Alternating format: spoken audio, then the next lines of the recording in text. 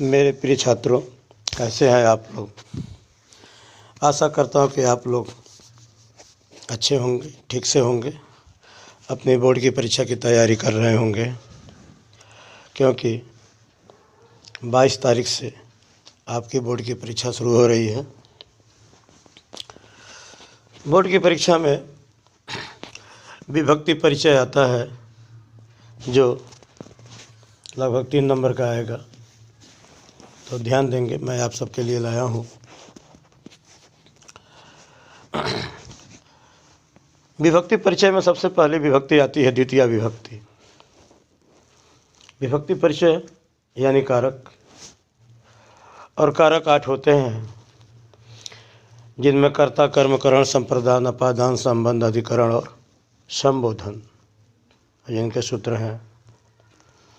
कर्ता ने कर्म को करण से के द्वारा, संप्रदान के लिए अपादान से, संबंध का के कीरा रे रीना ने नी,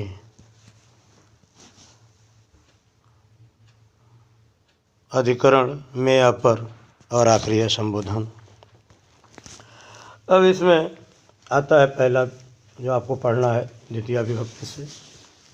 द्वितीया विभक्ति जिसका सूत्र है अभितः परितः समया निक्सा हा प्रतियोगे अपि। अभितः परितः समया निक्सा हा प्रतियोगे अपि, यानी अभितः चारों ओर या सब ओर, परितः सब ओर, समया समीप, निक्सा समीप, हा यानी शोक के लिए प्रयुक्त शब्द है, प्रति ओर या तरफ, और ये कामा तरफ। तो अभितः परितः समया निक्सा हा प्रतियोगे अपि शब्दों के योग में द्वितीया विभक्ति होती है। कौन सी विभक्ति होती है? द्वितीया विभक्ति होती है। इसको हम उदाहरण के द्वारा समझेंगे कि ग्रामम अभितः वृक्षाः सन्ति। दूसरा उदाहरण ग्रामम निक्सा नदी वहति। तीसरा है हा दुर्जनम, और चौथा गृहम परितः उद्यानम अस्ति।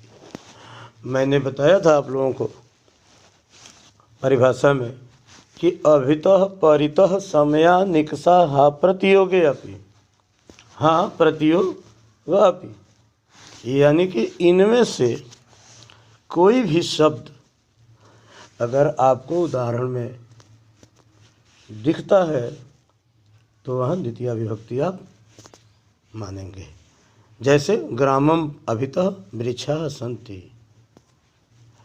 यानी गांव के चारों ओर पेड़ हैं, वृक्ष है, तो अभितः शब्द यहाँ आया है। ग्रामम निक्सा नदी बहती, निक्सा शब्द आया है।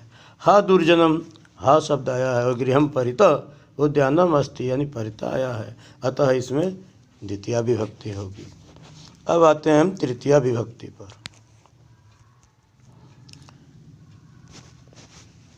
सूत्र है तृतीया विभक्ति का एनांग विकारः।